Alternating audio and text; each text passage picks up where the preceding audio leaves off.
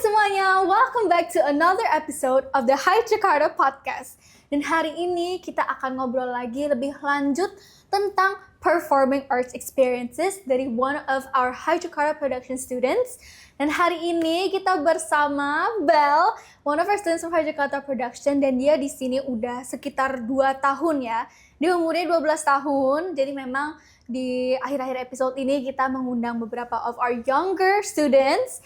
And then kita bakal tanya-tanya mereka, pesan mereka, experience mereka selama di performing arts itu gimana. Dan dia juga nggak hanya expertise in performing arts, tapi dia juga pernah membawa sebuah speech ya during graduation in Mandarin, guys. Jadi we'll just see where it takes us. And dia juga bisa main bass, guys. And kebetulan aku main electric, so I'm really interested to play with her. So kita langsung aja panggil our talent today. Welcome back! Hello! Hi everybody! Hi! So, what is your outfit today? Looks very interesting. Yes, jadi hari ini aku menjadi Beetlejuice from the musical Jadi Beetlejuice. Yeah. I see. So you've got the green hair, the striped outfit. Jadi kita ini Beetlejuice ini karakter dari mana ini? Dari musikal Beetlejuice. Oh, jadi emang Beetlejuice itu main karakternya ya? Yes. Okay. The title character. Jadi ada alasan kenapa Beetlejuice rambutnya hijau nggak? Kamu tahu nggak alasannya atau enggak? Nggak tahu. Jujur nggak tahu ya? Nggak tahu, tapi emang hijau aja. Yeah, he's just like a spirit. Oh, jadi kayak, I see. Jadi, what brings you here with this Beetlejuice outfit? Kayak, what was your inspiration? Kamu pas datang ke sini, pakai Beetlejuice aja. Well, karena aku suka banget karakter Beetlejuice because he's just crazy. Oh, dia crazy. He's crazy. And aku sebenarnya nggak nonton musikalnya. Tapi aku pernah nonton filmnya dan lihat Beetlejuice, he's just like an icon, you know? Oh, dia icon. Jadi emang dia paling shining gitu. It's his main character anyway kan. Yes, yeah. Oh, jadi dia crazy. Would you say kamu fit that character though? Well, I guess people kadang-kadang panggil aku gila. Crazy. Sorry. Karena gila ya. Iya. Just energetic. Oh, energetic ya, berarti bukan gila yang begitu ya guys, jangan salah paham. Maksudnya gila tuh energetic, anaknya aktif gitu ya. Berarti kamu sering bergerak, nggak bisa diam berarti kamu ya? Probably. Ya, aku juga suka bosenan sendiri, jadi harus bergerak. Okay, anyways, that's like a really interesting outfit ya. Pertama kali aku lihat dia datang tuh belum pakai wig guys, terus tahu-tahu dia bilang dia bawa wig, terus yes. Berarti emang mendalami banget ya. Okay, anyways, aku sekarang curious nih, since kamu udah so ready with this costume, berarti I'm assuming kamu udah lama ya di performing arts, 2 tahun kan? Ya. Sebelum itu kamu ada experience performing arts? Pernah. Tetapi secara online gitu. Oh, secara online. Jadi cuma kayak baca-baca script acting gitu, sambil nyanyi-nyanyi gitu. Jadi nggak beneran on stage ya, karena kan memang waktu itu belum bisa kan. Iya. Tapi kamu belajar acting di situ. Yes. Singing dan dancingnya juga atau enggak? Singing sih. Singing ya, nyanyi. Dancing mungkin lebih terbatas karena mungkin kamarnya yang terlalu kecil and stuff like that gitu kan ya. Oke. Nah, selama kamu online, ceritain dong ke aku, kamu gimana nih handle? I mean, it's online gitu ya, kan susah ya online tuh selalu disuruh nyanyi lah, disuruh acting. How did you manage and handle that? Well, sebenarnya itu cuman kayak project yang durasinya pendek persiapannya. It's just like a workshop gitu. And iya sih seru banget. We have to like adapt with other people, like new people, and then we just started switching characters and read the script together. Jadi gitu. Belum terlalu mengimplementasikan, tapi lebih ke belajar tekniknya, terus kayak lebih ke latihan individu gitu ya. Jadi selama ini kamu udah belajar teknik-teknik nyanyi gitu ya? Iya. Warm up vocals gitu? Iya, jadi bisa membedakan gimana cara nyanyi secara klasikal sama beda-beda genre like pop gitu. Coba kamu ajarin kita. Coba kita. Aduh. Kamu ajarin audiens kita nih. Kan kamu kan udah expert gini kan. Enggak. Coba kita ajarin audiens kita cara membedakan yang nyanyi dalam klasikal sama yang lain-lainnya. Ya, Jadi aku masih belajar ya. Tapi dasarnya itu kalau kayak nyanyi classical itu tekniknya a bit more specific, lebih sulit. Oh, lebih sulit. And susah for me to like explain dikit. Tetapi kalau pop, you just like, how do I explain? Tapi kayak free gitu, you know? Maksudnya lebih free itu berarti mungkin lebih kayak leluasa gitu ya, kayak Iya, kamu iya. mau ngapain aja tuh kayak ya udah bakal tetap ke bawah. Tapi klasikal tuh emang sulit karena kan ada Iya, temanya sulit, gitu ya. ada teknik spesifiknya gitu. Oh, kamu udah pernah nyanyi klasikal? Masih belajar sih. Masih belajar, Iya, tapi iya, masih belajar tapi going there lah ya ya. going there. Jujur aku sendiri kalau dengerin lagu klasikal tuh sulit banget ya. Sulit banget dengerin suara itu kayak harusnya kayak lembut, rasanya kita kayak nyanyi as if we're a violin. Iya, iya, kayak ada teknik like tentang like the body parts, like the inside the throat, how you use Iya, the vocal cords. Nah itu yang susah. Iya, Tapi iya. kamu belajar itu tuh udah part of an impressive thing sih. Aku jujur udah kind of give up. Karena susah banget. Iya. Susah banget. Tapi anyways berarti kamu emang udah ada experience sebelumnya. Tapi nggak yang lebih ke implementasi. Jadi kamu udah learn the basics. Jadi pas kamu masuk HJP itu kamu udah kayak ya udah tahu basicnya, tinggal dijalanin aja gitu kan. Tapi di HJP juga dari guru-guru yang baru, yang vokal, terutama itu juga diajarin dong teknik-teknik yang baru. Jadi new knowledge of course. Yeah, berarti it just keeps coming, the new knowledge Yes, itu. Kamu walaupun udah ada basics pertama, kamu dikasih lagi nih ajaran-ajaran lagi yang offline. Mungkin kamu dari offline lebih mengerti teknik gitu ya. iya. Kan kalau online tuh kadang bisa tahu-tahu buka HP gitu ya. Oh no. Nah, jadi kadang kayak gak fokus gitu ya. Pas akhirnya di HJP kamu akhirnya ngerti gitu kan. Iya. Dari guru juga cara praktiknya, mempraktik tekniknya itu lebih jelas. Lebih jelas bener. Gak ada yang tato nge-lag, ya kan? Oh yes, of Iya, course. gak ada yang tato disconnect gitu kan. Annoying banget. Iya. Berarti ada improvement tuh di situ kan, dari kamu online sampai ke offline itu ada improvementnya kan. Iya. Nah, how would you say kamu tuh udah improve dari masa kamu online sampai ke masa kamu di offline ini? Improve dari online ke offline. Di online itu waktu itu masih karena juga banyak orang kan, itu terkadang malu nanya, terus habis iya. itu kayak confidence masih nge-lag kan. Tapi secara offline, kalau offline itu bisa lebih berkomunikasi dengan teman-teman lain, dan dari situ juga belajar cara lebih confident sama aktif. Jadi memang kalau boleh tahu pas kamu online tuh kira-kira ada berapa orang itu? Lupa sih, udah lama banget. Udah lama banget, Iya, ada puluhan tapi ada ya? Ya, probably. Probably puluhan. Itu lumayan banyak sih. Apalagi kalau online tuh kan susah ya, kalau puluhan orang gitu kan jadi nggak fokus kan. Tapi kalau puluhan orang offline itu rasanya lebih intimate gitu kan, antara kamu sama gurunya, sama kamu sama temennya. Ya, bisa berteman. Bisa berteman. Berarti it's about friendship, ya kan?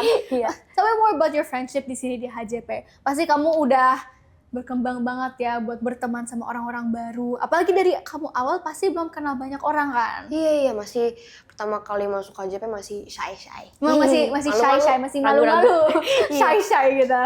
Jadi kamu waktu itu pas masa-masa shy itu kamu gimana? Kamu kayak diem aja, or kamu kayak, hey, can we be friends please? Oh, ada satu experience yang sangat amat, if I throw it back, kayak remember it again, itu a bit embarrassing. Oh, agak kayak embarrassing gitu moments sih. gitu ya? Iya. Jadi cringe moments gitu? Iya. Dia kenapa itu? Generally, aku orangnya nggak terlalu quiet, like extrovert. Kamu extrovert. Iya. Jadi pertama kali masuk HJP ya masih malu-malu dikit.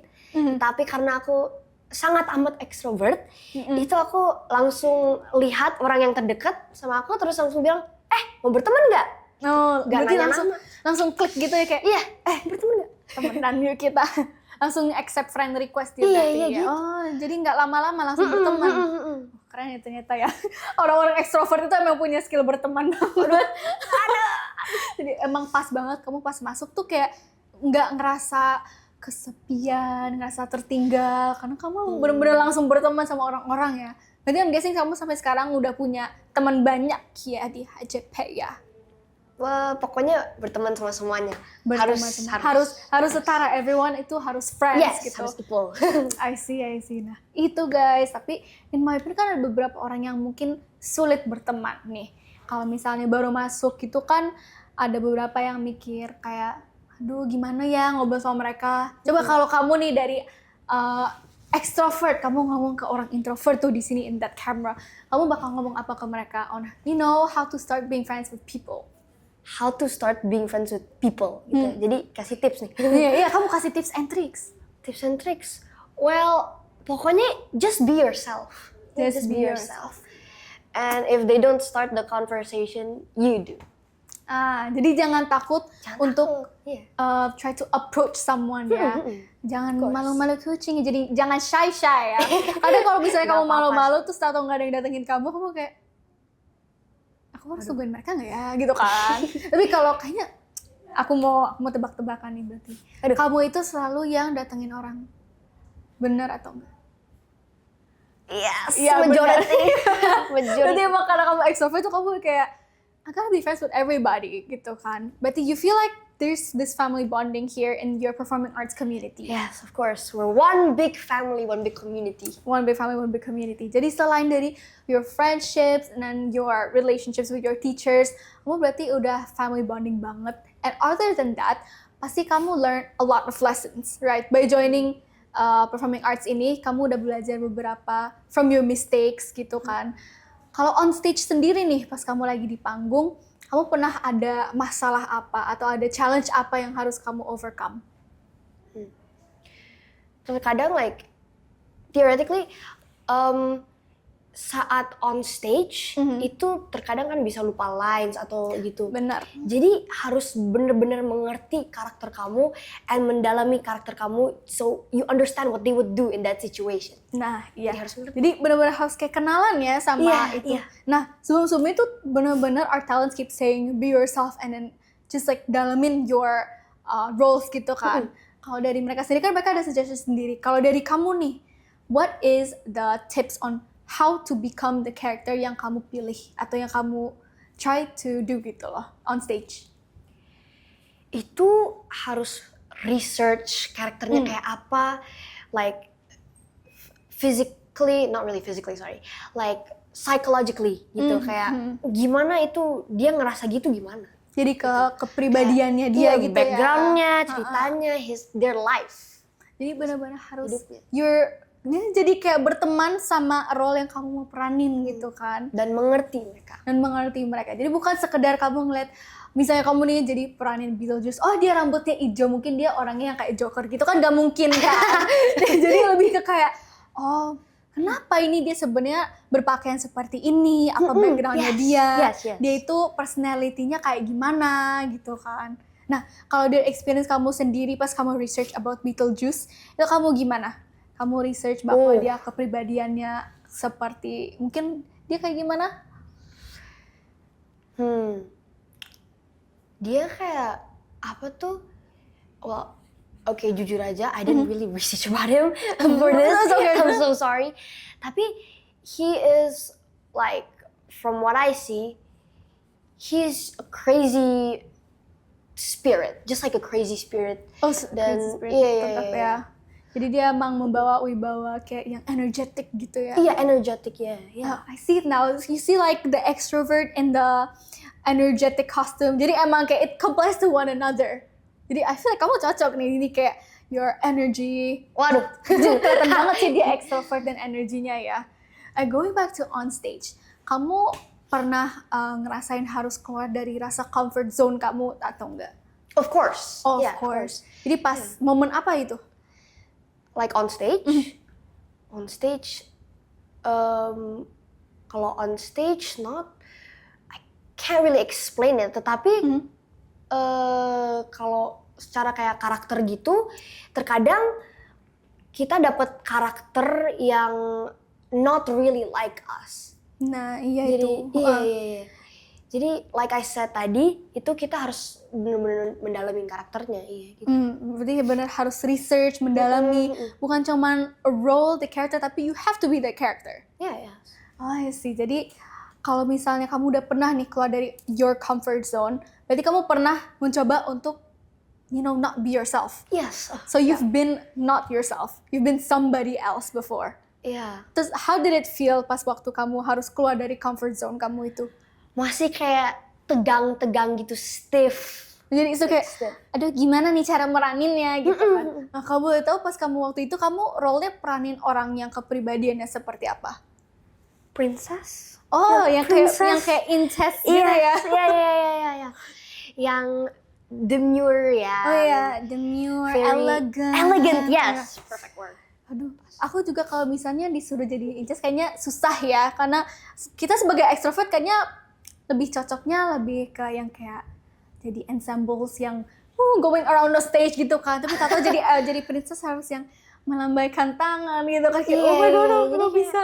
Kayak mau coba kayak gini tuh kayak gitu kayak stiff gitu. Gimana ya? Tegang kayak robot. Tapi pada akhirnya kamu bisa kan itu. Iya. Nah, Belajar. itu berarti kamu other than through research pasti kamu latihan banyak banget kan. Iya. Kamu pernah disuruh latihan di depan kaca nggak itu? Yes, pernah. Tetapi aku belajar dari guru itu kalau belajar make kaca sometimes gak efektif karena itu kita ngelihat kaca itu kita mau ngelihat ekspresi kita kan gimana kita show. Tapi terkadang kalau nggak pakai kaca itu kita harus bener-bener ngerasain perasaan mereka. So like the expression like it's according to what you're feeling. Gitu. Bener. Jadi kadang kalau kamu misalnya lihat dari kaca itu oke, mungkin ini yang pas. Tapi kalau waktu itu kamu on stage kan gak ada kaca gitu kan ya. Jadi kamu harus tahu, oh ini lagi sad. I have to be sad. Gitu kan, bukan cuma sekedar Ngerasa sedih. bilangnya I'm sad tapi kamu senyum-senyum. Kan nggak cocok kan ekspresinya kan. Berarti it's about controlling your expressions and your emotions on stage.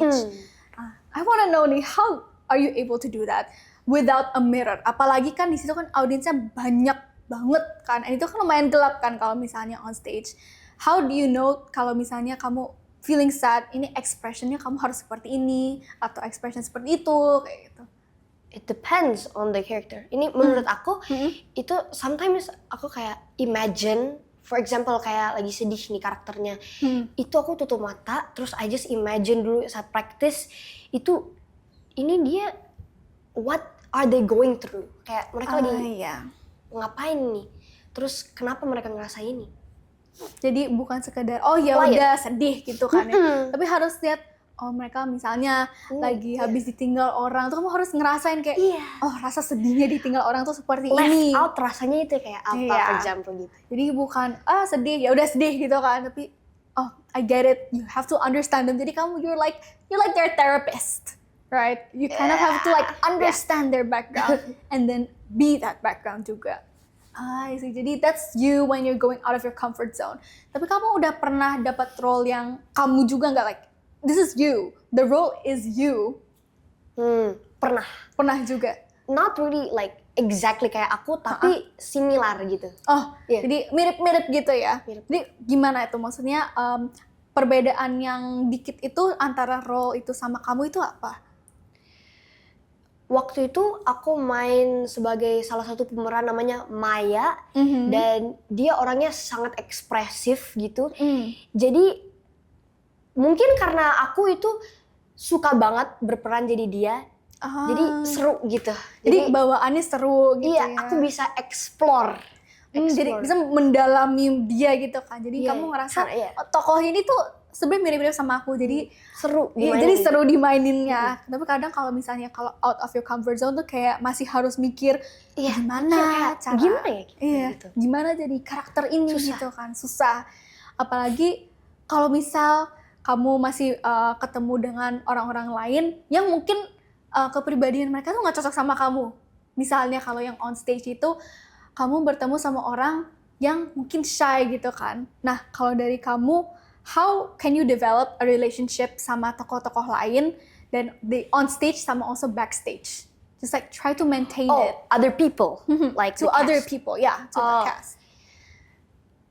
Orangnya right,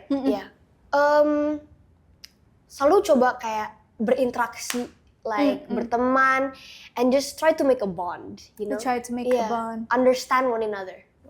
Understand one another. Jadi bukan hanya understand your character, tapi kamu harus understand orang lain juga biar akhirnya harus ngerti kalau juga. kita on stage tuh kayak we have that chemistry gitu kan, Yes, we click yes. gitu kan. Iya, Like iya. okay, I understand you, kamu karakternya going through this, Iya, ntar iya. kita baru berperan bareng-bareng. Seru. That's right.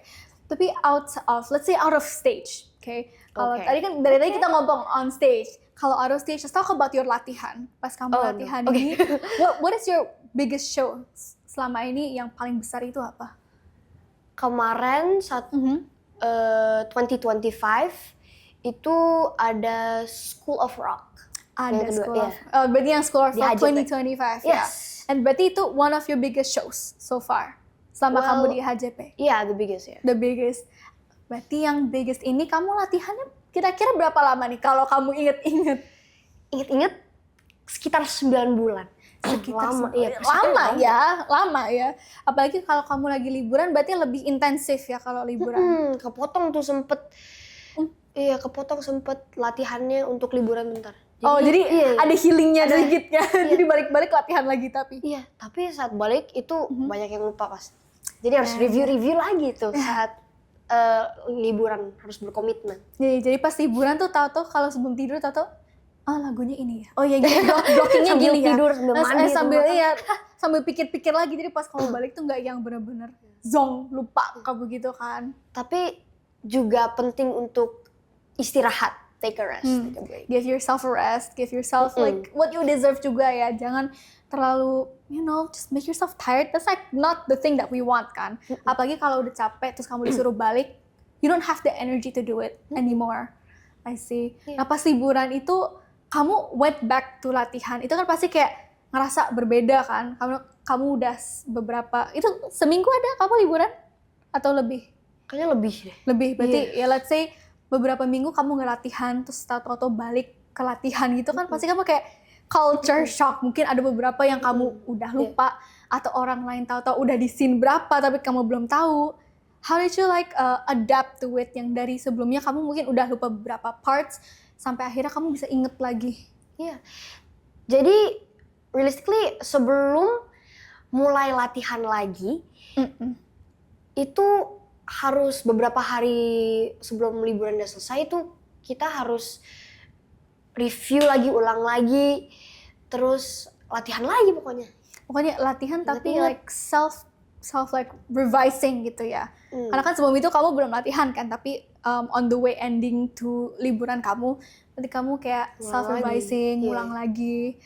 Kamu nggak nervous tuh like knowing that kamu bakal liburan? Honestly kalau aku kayak aduh liburan gimana ya inget-ingetinnya. Kalau from you, what's like your like little secret biar kamu tuh masih bisa inget latihan kamu? I don't got no secrets, tapi pokoknya harus inget, selalu catet. Kamu catat di HP gitu? Ya, like book, di buku, apapun gitu. Pokoknya harus inget-inget setiap detail gitu. Oh, berarti ingat-ingat setiap detail. Terus kamu catet ya, just in case tahu-tahu kamu lupa gitu kan, you can go back to your notes. Yeah, I think that's important, notes, guys. Make your notes. Put your notes now, your reminders. Nanti pas kamu lupa tuh, you're like, apa ya tadi ya gitu kan. Tapi kamu, I'm guessing atau I'm wondering kalau kamu pernah dimarahin atau gara-gara kamu lupa scene atau lupa tahu-tahu blocking kamu di mana, script kamu apa. Of course. So tell me about it. What's the experience like?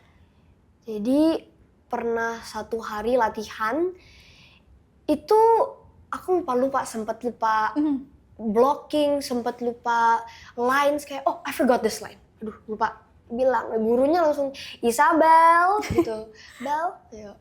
Jadi akhirnya kamu di situ kayak oke, coba calm dulu kan, kita calm. Agar lock in. Jangan panik-panik dulu, lock in dulu. Oke, tadi kita harusnya ngomongnya apa gitu kan. So it's like you just gotta self-refresh your mind daripada panik. Kamu pernah panik behind stage nggak? Kayak tahu-tahu lupa kamu harusnya di mana, kan ada left wing and right wing. Itu kan lumayan jauh ya larinya ya. Iya. Kamu pernah ngerasain rasa chaotic sama rasa paniknya di belakang stage itu gimana? Of course.